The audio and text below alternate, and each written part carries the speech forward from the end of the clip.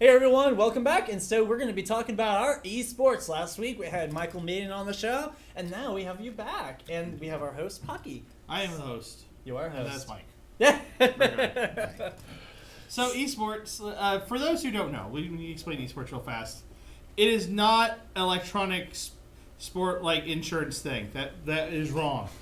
We're not an insurance group. You know, that's not the first time someone's actually thought eSports was like an insurance Yes. corporation. What it is basically gaming taken as a sport at this point. To a competitive level. To a competitive level, and we're going to talk about a lot of layers what that actually means. But first, how did eSports come to be a thing? Like, how this is just grown from something so small and just like friends playing in a warehouse, and then I remember in the 90s with fighting games at the arcades. So it's always kind of been there, but I think with the advent of Twitch and things like that, where it's now a viewable, it's really just kind of blown up and become a thing. Counter-Strike was probably the first big... I remember playing Counter-Strike with my brother and a bunch of his friends back in the day. And, StarCraft as well. Yeah, StarCraft. Really That's mine. I think it also is that you forgot about like QuakeCon and stuff. Absolutely. Quake. Oh, that was probably one of the... QuakeCon is still going. Quake's still out there, yeah. We have QuakeCon, we have Evo. I mean, we have... It's been around a long time. It's been around for a long time. I just think now, like you said, with Twitch, with now Mix, which used to be Beam, it's now and viewable. Traditional television picking it up with TBS and whatnot, holding Street Fighter, ESPN, and such. So it's getting big. It is. It's getting recognized. So what kind of games are you looking forward to being like this upcoming up for like esports and everything? You know, you have all these games you could play. You could play Overwatch. You could play League of Legends and such. Like, which one's your like most favorite out of all those? For me, it's the new genre, the battle royale, which H1Z1 is right now the most dominant as far as the esport market goes. But really, it's 100 people or teams of 4 dropping in on parachutes, and they have to find their guns and their equipment, and it's the last man standing. They start off naked. Yeah, you basically start with nothing, and then there's the game there's a concentric ring that begins to take place, and it forces the action by forcing the players to have to move into those spaces. So I think it's going to really start picking up steam. Yeah, because I know that's like the number 4 game on Twitch at any given point in time. Yeah, there's cars and stuff. If you wanted to know what video game version of like Battle Royale High School or Mockingbird, that's it. Yes, it's right Hunger there. Games. Hunger Games is a thing. Absolutely. My favorite is the first person shooters. Those are insane. Also, that or the fighting games, because watching those guys, it's like watching professional boxing at that point. Right now, especially at that surface level, when it's hard to look at some of the more complex games and really understand if you're not a player already on what's going on. Where a fighting game, 2 people fighting, the last one standing is kind of winning. Same thing with the BR genre, the Battle Royale genre. So I'm with you. The fighting games, I think they're also easier to view right now. So there's a lot of fighting games and everything out there. Do you think there's a lot of game developers now starting to make a lot of new game titles to be more esports friendly, so they can hopefully get their product out there? Not even esports friendly. They're making esports titles now. I mean, Amazon Game Studios is doing that with Breakaway and whatnot. So that is their goal. That is what they're trying to create, is new digital sports, whether it's a football or Rocket League, which made soccer, but you use cars that have, jetpacks on them, basically. Exactly. If you've not played that one, I think you would enjoy that. Oh, Rocket League's a blast. Rocket League, I'll definitely... I'll get Gavin to start playing it with me. We'll see where we go from there. I think also, I've noticed with some of them is, I always talk about the bubbles and whatnot, but those ones... for every Rocket League, I think there were like 8 Rocket League clones. You could tell which one was the innovator and which one like knew how to treat its customers well. Sure. And it's like, you could make 100 MOBAs. There were like, oh god, so many MOBAs, and now it's like it sounded really 5 or 6 of them, but those are the ones who knew how to treat their customers well. Yeah. And be competitive. Through it and did something correct in that process. Yes. Dota. No question. Yeah. Yeah. Have you ever been to like any of the esports conventions and such? DreamHack here in Austin is a big one. And that's is that coming up soon, or it just passed? That's right. That one just passed. Yeah, okay. I've never been to it. So how is that? How was your experience at that incredible. convention? And that's really the big thing right now is how to get the person watching to want to go to the event and to be and participate in that. And it's a lot of fun. It's that's a party. That's what I did. I went ahead and I was watching the live streams and such they had going on. I was like, oh my gosh, and I had a bunch of my friends there. Sure.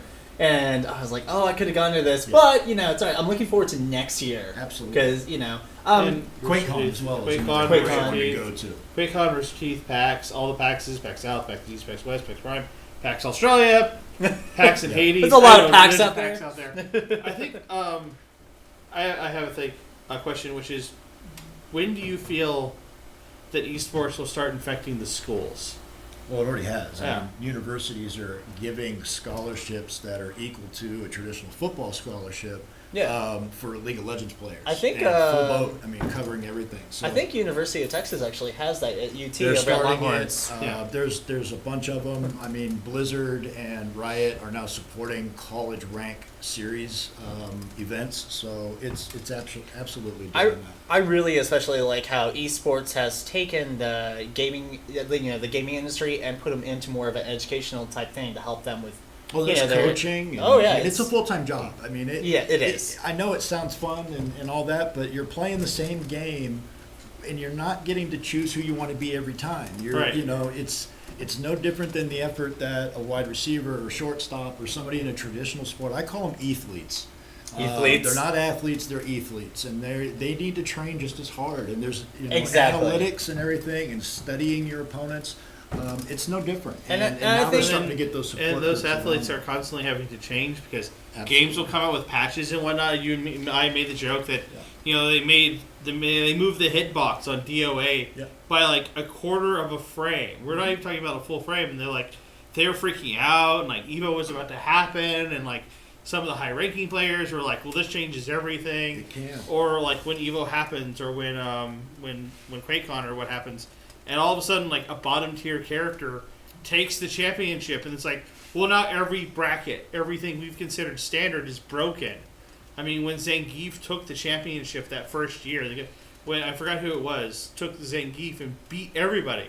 Zangief was a low-tier character. He wasn't, because he's slow and he has grappling moves, and everyone can break grapple, but he took it, and all of a sudden, it's like, well, here's all the strategies, here's everything we come up with. Yeah.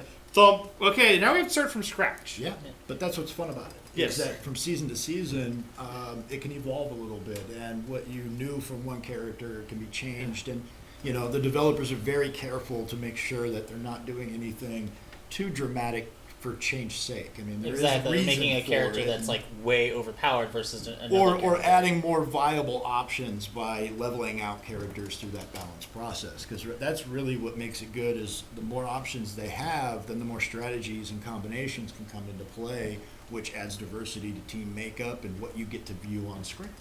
Do you feel that esports also allows a wider variety of people to come in? Like with Evo and QuakeCon, you'll get players who can't speak English because they're from Brazil or they're from Japan or China. And it's not a bad thing, but I mean, like, literally, it's like esports more than any sports at all, except for, I think, maybe baseball. It's like, it's one of those sports, like, it doesn't matter who you are or where you're from. You know how to play this game. Let's get it on.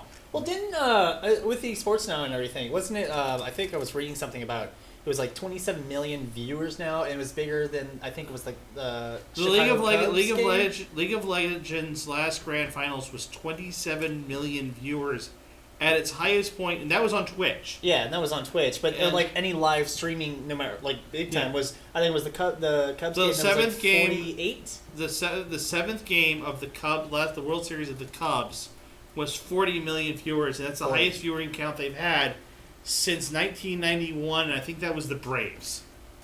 And that shows you how big the sports is. That's just League of Legends. That's not Hearthstone. That's not the fighting game tournaments. I mean, hockey NHL playoffs are going on, right, and esport tournaments are drawing more viewers. Exactly. Or equal to, and that's pretty incredible when you consider that hockey is the fourth, sport. And sorry, no, keep going. I think to your first point of more inclusive, games are global. Where Exactly. American football, you grow up in America and you have access to it. Other countries don't.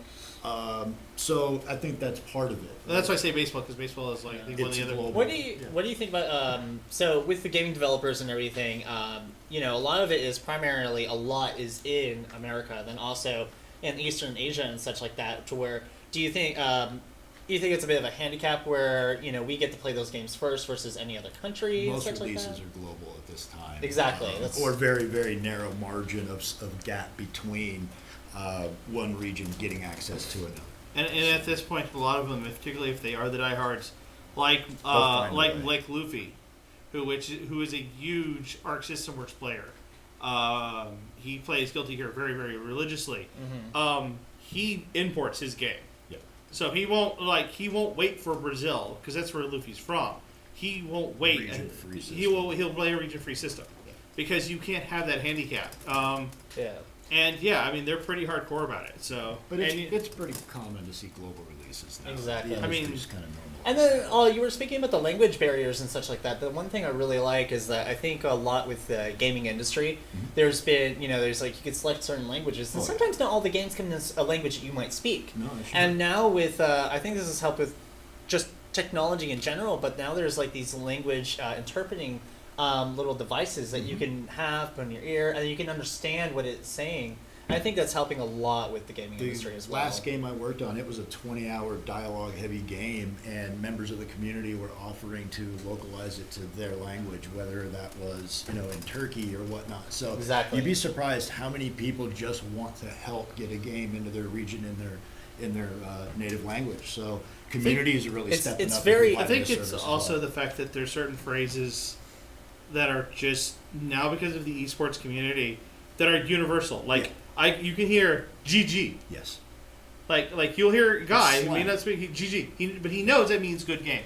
Yeah. May have been translated for him, but he's telling you good game. Over time, absolutely. I really like where the gaming industry is going with all that. They're wanting to help out other regions, different, breaking that language barrier. They're wanting to get their game out to more people and such that don't really have access, so there's no handicap. Mm-hmm. And then, of course, with the World Series and stuff all coming into play and conventions, I think it's just amazing. Well, it's awesome. Brilliant. We're also already seeing that.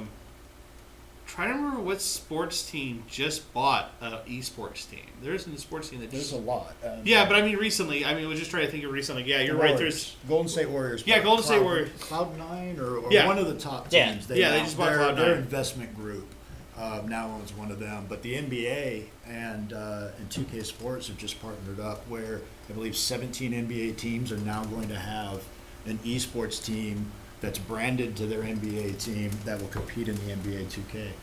And also from around the world. That's a big investment that really legitimizes, and those are the kinds of things where you're not just seeing hardware manufacturer sponsors and whatnot, but Coca-Cola, Visa, large national and global brands are really starting to embrace it, and it's on the cusp of being $1 billion industry. Right and with that, of course, we have to talk about a little bit of the growing pains we've already seen. Huge, of course. I mean, I'm not discouraging. I'm just saying, any industry is going to have its growing pains, especially at the pace that it's growing. Right, and I don't think anyone saw it growing this fast, but when Twitch and Beam happened, and a couple of other streaming services, even YouTube, it's like no, what used to be only in Dallas is now a worldwide viewing event. Like Twitch became the accelerator. Yeah, I just actually started going into Beam. I was looking at that, and it seems like Beam's taking off more than Twitch is. Mixer. Thank you. Sorry. It used to be called Mixer. Yeah. Okay. Mixer all right. Got it. To be fair, that's only a week ago. It changed. I think it's going to do well. I mean, having Microsoft behind it and really pushing for it, I think they realize what they need to do to compete in that field, and competition's good. I think it's going to push Twitch to do better and only drive the competition. So. Do you see that with all the esports happening, with all the games that are moving forward? Do you see? I guess the best way to put it is an official esports straight up organization ahead. Like how the NFL, the NBA, and they all have their council. They have their guys who make those rules. I mean, I know that League of Legends, not League of Legends, that StarCraft has rules. Well, basically the game developer, right, or the publisher of that game is generally that head of the table, and whether that's Riot or Blizzard or Electronic Arts for the FIFA, Capcom, but there is organization structure is just now starting to really form, and whether that's representation for the players, like a players association and things like that. That's what I mean by at the breakneck speed that it's moving. Some people have stubbed their toes or different parts, but Exactly. it's starting to get more concrete. It's gaining people that have experience, whether that's from ESPN or from talent agencies that are starting to recognize and, again, legitimize a lot of what's happening. So. Do you think, all right, so we got like our Xbox, we got our PlayStations out here, Nintendo, and Wii and everything else like that. Do you think there's going to be another gaming console, completely different altogether, that might be coming out soon, maybe, with esports rising up and such with the gaming industry? I'm curious to see what VR can introduce into esports. I think that's an element that does actually elevate the experience. It's how does that get broadcasted and what those games might be. Because VR is really, I don't want to say infancy, but let's say it's a toddler that's just kind of stumbling around, still learning how to walk. I would also say maybe the Steam box, if they could have. And Steam, The Steam box would have worked a little bit better on promoting itself, or would work a little bit better promoting itself. I could see it being the if you want it to do a esport, like you want to go to an event and have it. I mean, the Steam machines are literally like this big, so. Do you see esports itself being the driving force behind people going after certain consoles that they are now going to have to worry about? It's like, hey, we need to make sure that our esports lineup, like Sony has to worry about their esports lineup, the games that they're going to get versus like Microsoft, so that way that they can get those people. They should.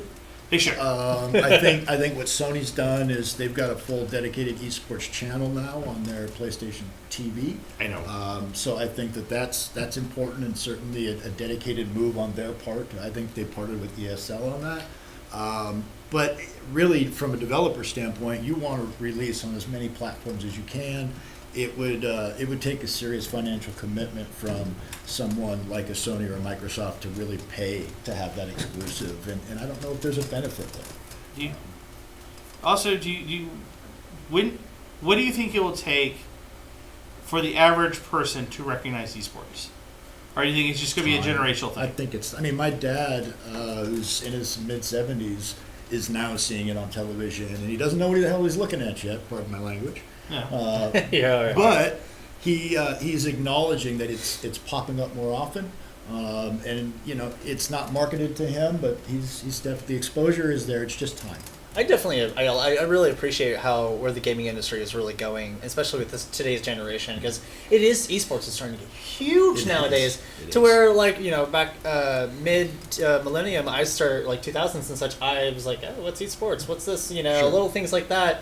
And I was like, oh, whatever. But now, current time, I'm starting to, like you said, it's starting to pop up a lot more, and a lot more people are starting to recognize it, which I appreciate because it also helps out the gaming industry, and more people are more interested in it as well. If you really want to see where it's going to go, Korea and just Asia in general is years ahead of us. They're selling out 80,000 people stadiums.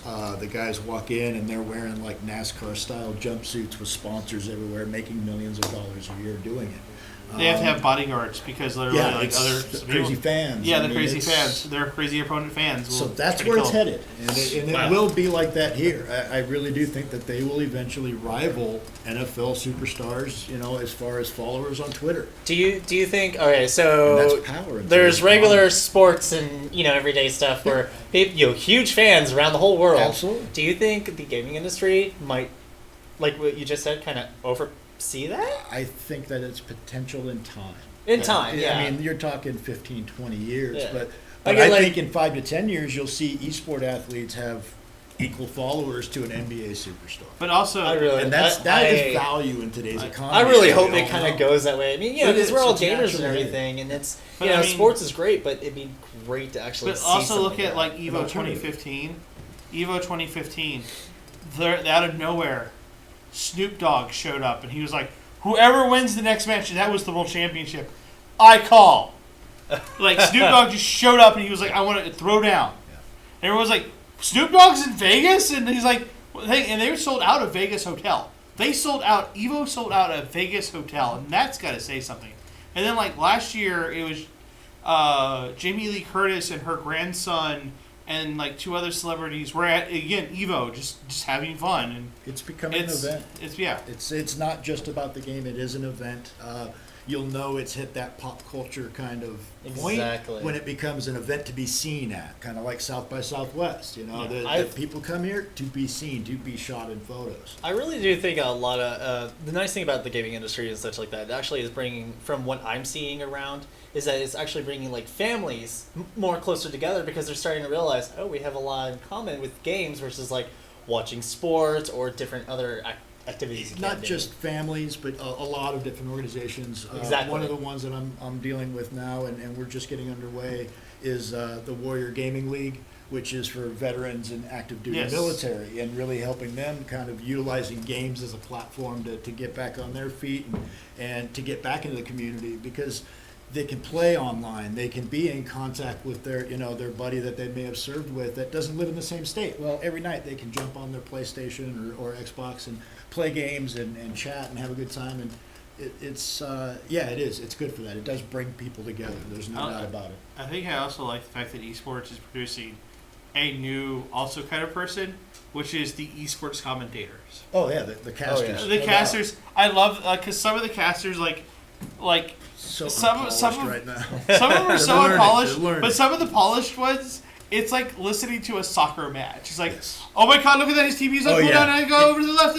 Oh my god, he's about to lose his entire aisle. Yeah. Here he goes, guys. We're getting to the last, and you're like, I can tell what's going on, and oh my god, how are you keeping track of this? You're insane. Yeah, it's like a Micro Machine commercial from the 80s where the guy just speaks so fast you can't understand. Yeah. So. Well, man, I just really like where esports is going with it. The future of the industry, how it's starting to get really huge and big and everything else like that. And, I just definitely going to say thank you so much for coming back onto the show. My pleasure. It's been amazing. I know you were on here last week and telling the viewers where we actually got a few questions because some people forgot. Where can they find you and such like that? I'm on LinkedIn. That's probably the best place. Mike Madden, Madden, like the coach.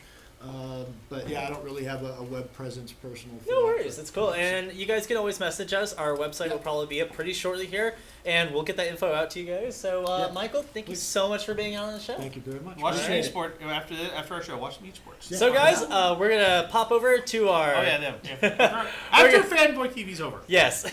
So, everyone, we're gonna pop over to our top 10 things, and this one is going to be a treat for you. So, gotta catch it all.